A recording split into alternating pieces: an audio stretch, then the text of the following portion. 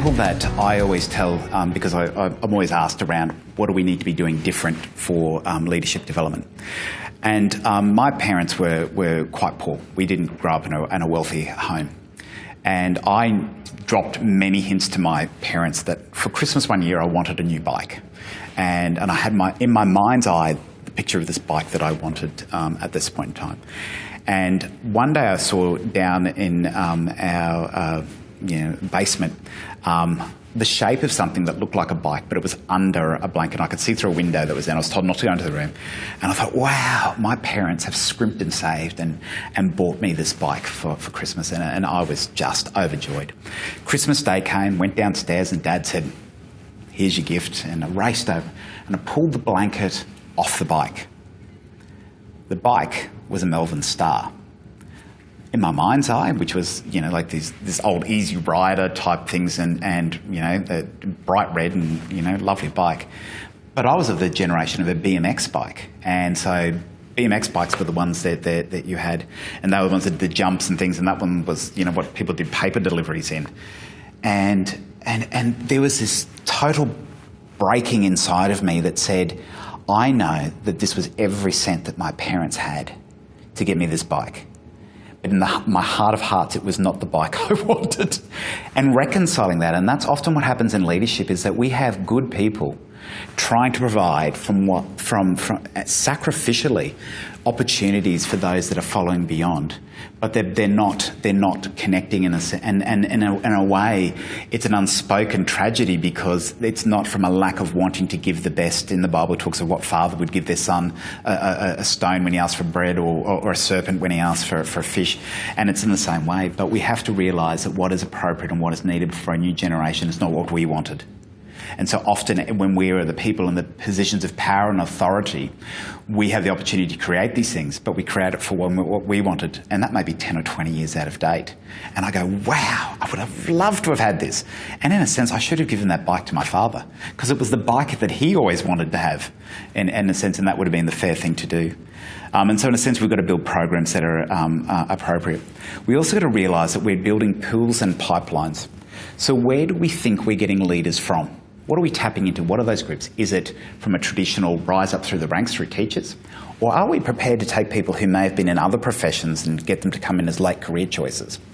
And then so there's where do we find these people? Then the part is to say, then we found these pools that we want to draw upon. What is the pipeline? What are the strategies that we're actually going to employ to progress them into positions of leadership, whether that's in a school or in an association, so that we actually have people who are competent and ready for those leadership positions? And so in a sense, articulation is a starting point. And I did a survey. I was up there speaking in the Texas ballroom, several hundred people in the room. I said, raise your hand if you believe that your organisation has a well-articulated succession plan or leadership development plan. Not a single hand went up in that room. Not one. And so in a sense, it becomes secret men's business, where to know how to aspire, to know how to get into a position is something that is spoken in quiet corridors, etc., and it really becomes limited. And go back to, if we've got a young generation who can do a Google search and find how to do brain surgery or to build a hand grenade, but they can't work out how to get into a leadership position, we have something seriously wrong happening in terms of that. So the articulation and spending the time and doing the hard yards. Now, no document's going to be perfect, but unless we start spelling that out, we have a difficulty. And in terms of individual schools, every school should be focusing on development of leadership. So most schools are too big not to have a leadership plan, but most of them are too small to offer that by themselves. And so we need to get into the idea that we're clustering together, working as an association or a geographic sector where we're going to combine together so that we can invest into leadership, provide the range of opportunities and skills.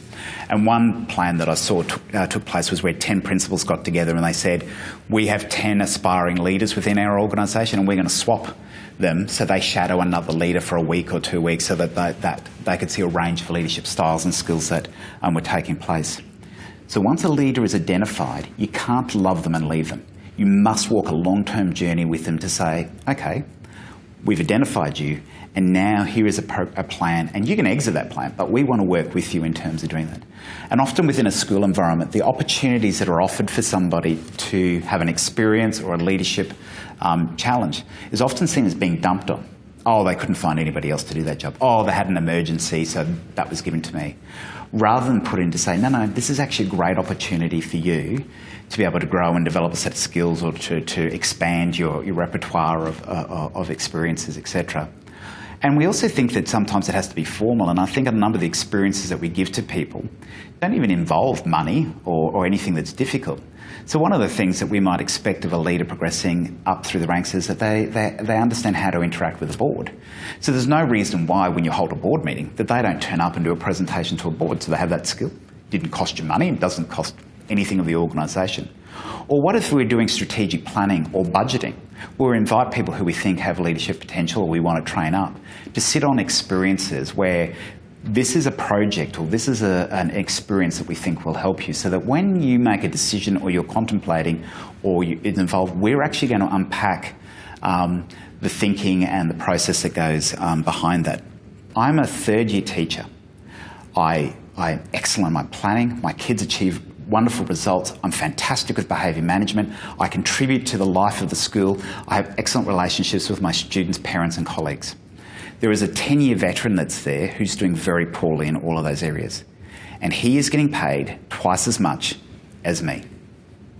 But in your system, I must progress up through the ranks before I'm even close to that. So there is a real disconnect there. And in ways, my question is, how do we acknowledge, remunerate those people who are actually performing very highly in an institution, and not just celebrating the fact that they've actually been there a long time? Because in today's age, being in an organisation for a long period of time is actually a disadvantage. What being at 20 or 30 years in a single place of employment says is that you are unemployable anywhere else. So I then say to somebody who says, well, why did you give this third-year teacher a leadership position and I've been here 20 years? And I said, well, perhaps I would like to challenge you on this.